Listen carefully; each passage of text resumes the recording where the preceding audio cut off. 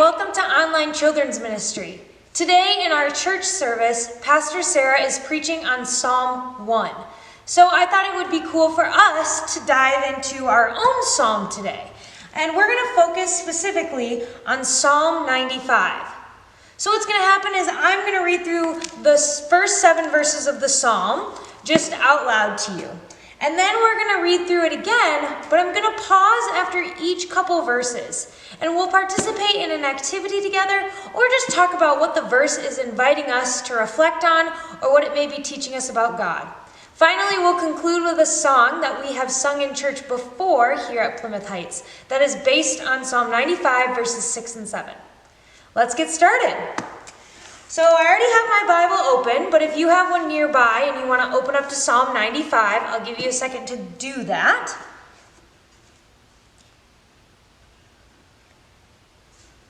All right, so we're going to read through the first 7 verses. Psalm 95. Come, let us sing for joy to the Lord. Let us shout aloud to the rock of our salvation. Let us come before him with thanksgiving and extol him with music and song. For the Lord is the great God, the great King above all gods. In his hands are the depths of the earth, and the mountain peaks belong to him. The sea is his, for he made it, and his hands formed the dry land. Come, let us bow down in worship. Let us kneel before the Lord our Maker.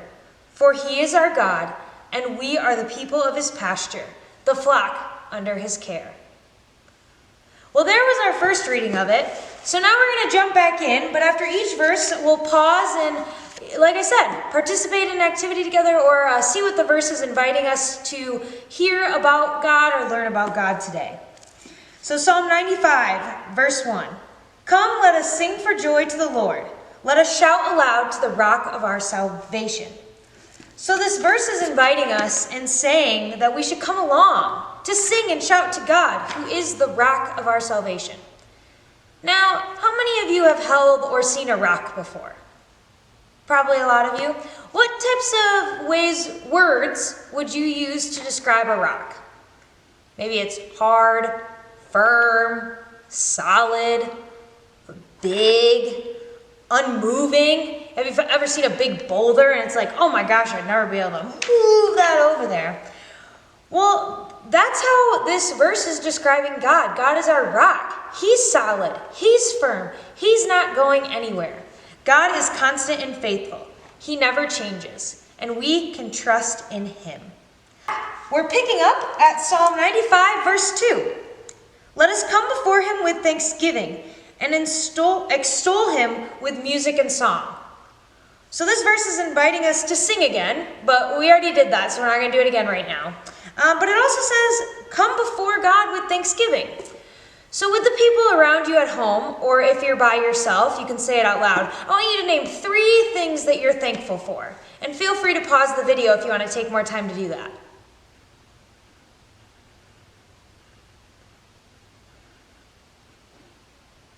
I hope you were able to name a few things. Some things that I was thinking about that I'm thankful for is sunshine, my family, my mom, my dad, and my brother, and also pizza, because that's what I had for dinner last night, and it was really good. So we're going to keep going with verse 3. For the Lord is the great God, the great King above all gods. So back during Bible times, there were a lot of other nations other than the Israelites, or the people of God, who were worshiping other gods. They had different statues or monuments that they thought were representatives of other gods, and so they'd worship them. So by the psalmist, or the author of this psalm, saying that the Lord is the great God above all other gods, he's writing to the Israelites and to whoever else may read it, saying, our God, the God that we believe in and trust in, he's the greatest above all these other gods. And that meant a lot to the people back in Bible times. Verses 4 and 5. In his hands are the depths of the earth, and the mountain peaks belong to him. The sea is his, for he made it, and his hands formed the dry land. God's the creator. We've known that since the beginning of the Bible in Genesis 1. But I invite you to step outside with me quick. All right, we made it outside and talking about how God is the creator. So using those same people around you or talking out loud to yourself, name 3 things that you saw this week that God created. Well, right now around me, I see the grass, I see these cool bushes, and also I see the blue sky, which is something we haven't been seeing a lot of lately, so I'm super thankful for it today. I'd love to stay out here right now, but we're going to head back in to finish up our study on Psalm 95. Let's go! Well, we're back inside. Thanks so much for journeying outside with me as we talked about how God is the creator of the world and the things around us. We're going to conclude our time by singing a song that's based off Psalm 95, verses 6 through 7. You may have heard this song before in church, but if not, the words will be on the screen, and I hope you can sing along.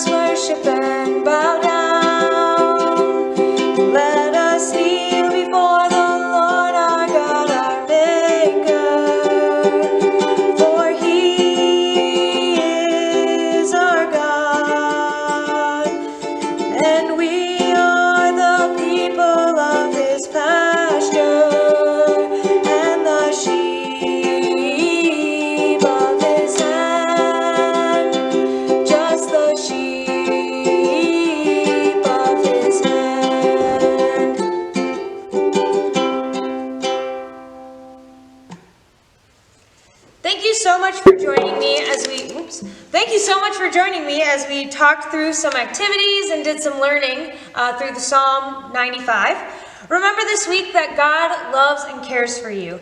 And even when you feel alone, know that He is there with you, watching over you just as a shepherd watches over their sheep. Until next time.